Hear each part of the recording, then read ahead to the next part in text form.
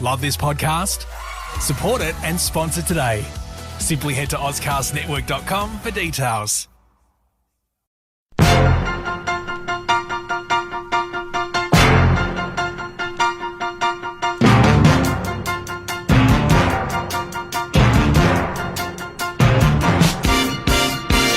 Here I am, ladies and gentlemen. Thank you for joining us in the garage. I'm Jeremy Cordo. Peter Clayton's behind the camera. The Court of Public Opinion is in session slightly differently today, I must say. And appropriately, I'm wearing my No T-shirt. A very kind participant, correspondent, sent me what I'm about to show you, which is an Alan Jones broadcast, which covers a fair bit of territory. We have, over the weeks and months, endeavoured to do the same thing. We've used different words, obviously, but I think you'll find a remarkable similarity in the logic of our argument with regard to this referendum that's upcoming. So a slight departure from the normal format. We'll be back with our regular show tomorrow. But right now, ladies and gentlemen, I would like to introduce the great 2GB broadcaster, not that he had a great presence here in South Australia, but the great broadcaster in whatever city, Mr. Alan Jones, ladies and gentlemen.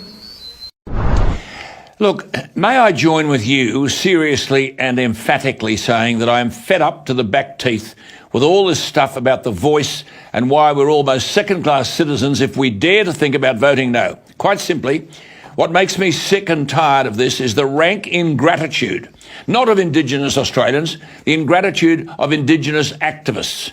Not a thank you for the fact that year after year, Australians put their hand in their pockets via taxes to provide for Indigenous Australians. Where does the money go?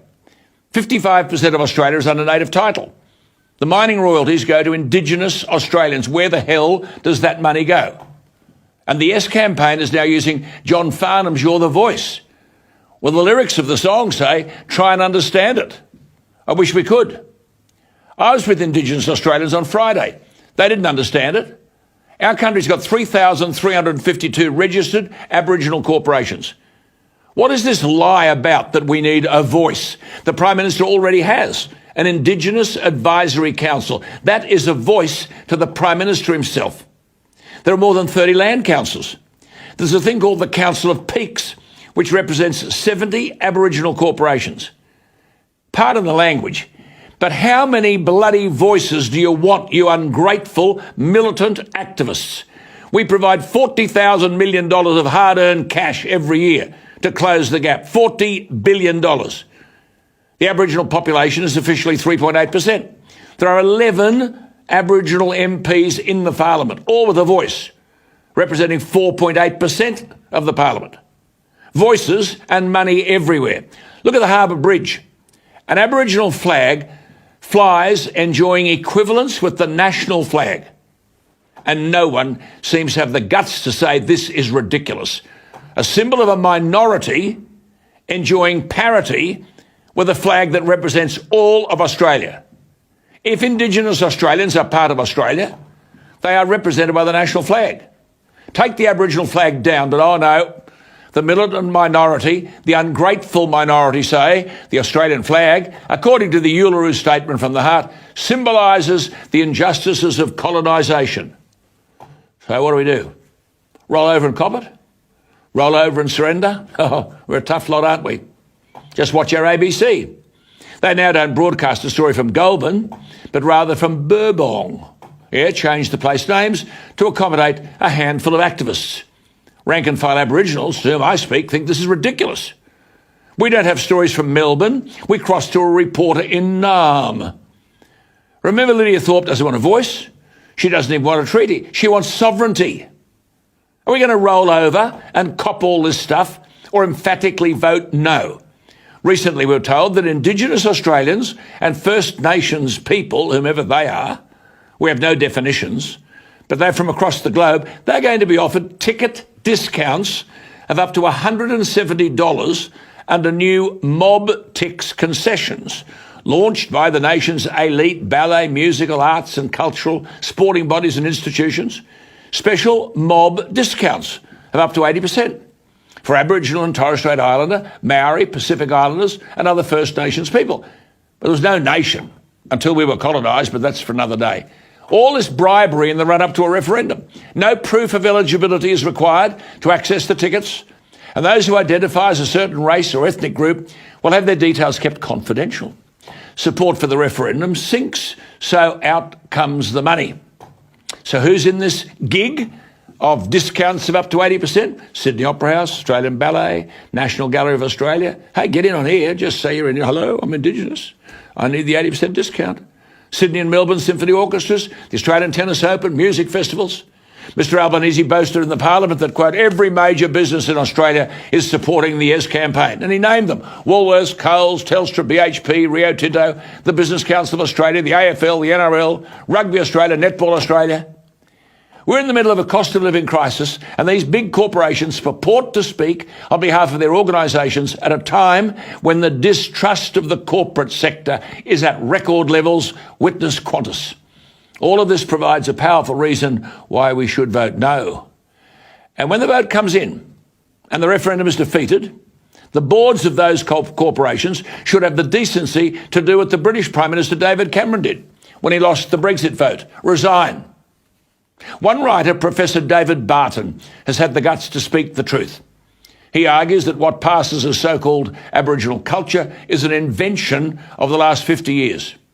Dr. Barton, Professor David Barton, has written, quote, the Aboriginal industry is chock full of ill-informed urban myth makers and illusionists, this cast of urges and deluded pretenders, giving rise to the patronising insistence on the uniqueness of Aboriginal knowledge about everything from agriculture and fish farms, as in Bruce Pascoe, water and fire management, as in cultural burning, to Aboriginal art, fashion and even astronomy. Not to mention Ernie Dingo's thoroughly, this is what he said, not to mention Ernie Dingo's thoroughly overdone welcome to country. Writes Professor Barton, this is mostly snake oil fakery, an effort to convince contemporary Australians that the Aborigines of old was something they clearly never were. Unquote. Professor Barton continues. Meanwhile, the recent invention, exaggeration, distortion and misrepresentation of the alleged frontier wars serves as a made-to-order replacement history intended to raise the status of Aboriginal people and degrade that of settlers. The goal, he says, Professor Barton, is an attempt to paint a genocidal racism as Australia's original sin. Professor Barton goes on with the guts to say it as it is, quote, self-determination means we will do what we like and you can pay for it. Self-determination is about undermining white-fella institutions, judiciaries, organisations and bureaucracies. Examples of self-determination can be found in the ban on climbing Ayers Rock, Uluru, Mount Warning, Wollumban, Mount Gillen and many Grampian climbs, all for ill-defined or unexplained cultural reasons. Australian place names are also being rapidly overwritten, he says, with most likely made-up Aboriginal names. He says all this is about claims to ownership, to sovereignty. These changes should not be mistaken for deference to Aboriginal culture. It is no more, no less than an insidious takeover. Says Professor Barton, what we are experiencing here is cultural guerrilla warfare, the picking off of one target after the other. He says, don't believe it. Look no further than what has happened in New Zealand, unquote. I'll be talking again tomorrow night to the former New Zealand Deputy Prime Minister Winston Peters about just this. Australians have a simple challenge if they have the stomach and the guts to embrace it. We want to acknowledge the wanderers, the convicts, the migrants who survived a harsh existence, but who were here, well, who knows, 40 to 60,000 years ago. We acknowledge them. No medicine, no writing, no agriculture, no animal husbandry, no sailing ships, no stone buildings, and they survived. And then British institutions brought us science and philosophy, construction, British law, fossil fuel energy, the enlightened inspiration of Renaissance thinking, political leaders past and present, whose decisions helped us with lifestyle advantages and innovation in science and mining, agriculture, manufacturing, medicine, literature and education. Our military forces, who protected our freedoms and our way of life. Grateful Australians thank all of those people for what they did to our country. The whinging, whining, ungrateful minority of Aboriginal activists who've become well-educated and well-paid should be told quite simply, promote the yes case, but not with taxpayers' money. By all means, argue your position, but give an open commitment that without violence and retribution, you will accept the outcome if, as it is bound to be, an emphatic no. And if you haven't the decency to stop vilifying those who disagree with you, at least find the decency to express gratitude for the education that you've received and the opportunities that have come with it. And try to understand that Australians are mystified as why you, Aboriginal activists, seem to hate this country so much. Thank you very much, Alan. I concur with every word. I think your approach to the subject is, as I said to my viewers yesterday, compelling. Let's see what happens on the 14th of October. Thank you very much for viewing this slightly different Court of Public Opinion today. Peter Clayton and I will be back tomorrow. I'm Jeremy Cordeaux. Believe in yourself, and goodbye for now. And even the fly is here to say goodbye.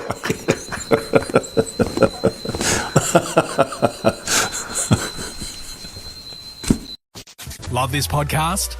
Support it and sponsor today. Simply head to AuscastNetwork.com for details.